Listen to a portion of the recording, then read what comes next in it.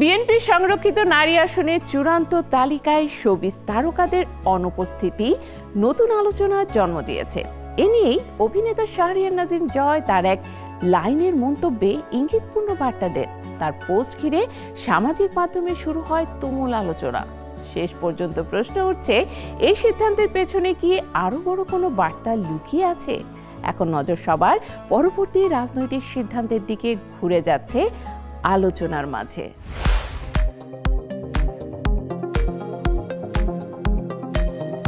রাজনীতি আর শোবিজ এই দুই জগতের মিশেলে সবসময় আলোচনার জন্ম দেয়। তবে এবার সেই আলোচনা আরও তীব্র হয়ে উঠেছে যখন সংরক্ষিত নারী আসনের মনোনয়নে শোবিজ অঙ্গনের কোনো পরিচিত মুখ জায়গা পেল না।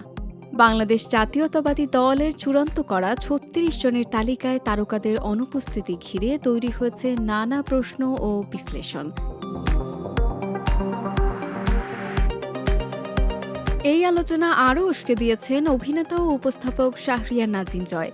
তালিকা প্রকাশের পর নিজের ভেরিফাইড ফেসবুক পেজে তিনি লেখেন, বিএনপি বুঝিয়ে দিল বন্যরা বনে সুন্দর, শিশুরা মাতৃ করে। সংক্ষিপ্ত এই মন্তব্যই যেন তিনি তুলে ধরেছেন রাজনীতি ও বিনোদন জগতের সীমারেখার ইঙ্গিত। জয়ের এই পোস্ট মুহূর্তেই ভাইরাল হয়ে যায়। কেউ তার কথার সঙ্গে একমত হয়ে বলছেন, রাজনীতি একটি আলাদা ক্ষেত্র যেখানে অভিজ্ঞতা ও দীর্ঘদিনের সম্পৃক্ততা গুরুত্বপূর্ণ। আবার কেউ মনে করছেন এই মন্তব্যে নারী শিল্পীদের আকাঙ্ক্ষাকে ছোট করে দেখা হয়েছে, ফলে সামাজিক যোগাযোগ মাধ্যমে তৈরি হয়েছে মিশ্র প্রতিক্রিয়া। সমর্থন যেমন আছে তেমনি সমালোচনাও কম নয়। এর আগে সংরক্ষিত নারী আসনের জন্য মনোনয়ন ফর্ম সংগ্রহ করেছিলেন সঙ্গীতশিল্পী বেবি নাজনীন, রিজিয়া পারভিন, কনক চাপা, নৃত্যশিল্পী ফারহানা চৌধুরী বেবি এবং মডেল অভিনেত্রী রুকাইয়া জাহান চমক। রাজপথে তাদের সক্রিয় উপস্থিতি ও আগ্রহ থাকা সত্ত্বেও শেষ পর্যন্ত তারা জায়গা পাননি চূড়ান্ত তালিকায়।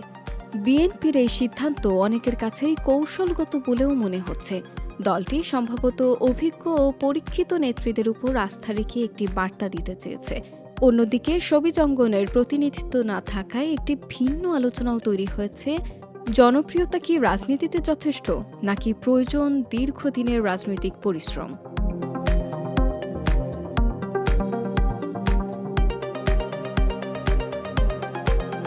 সব মিলিয়ে বিষয়টি এখন শুধু মনোনয়ন তালিকার মধ্যেই সীমাবদ্ধ নেই।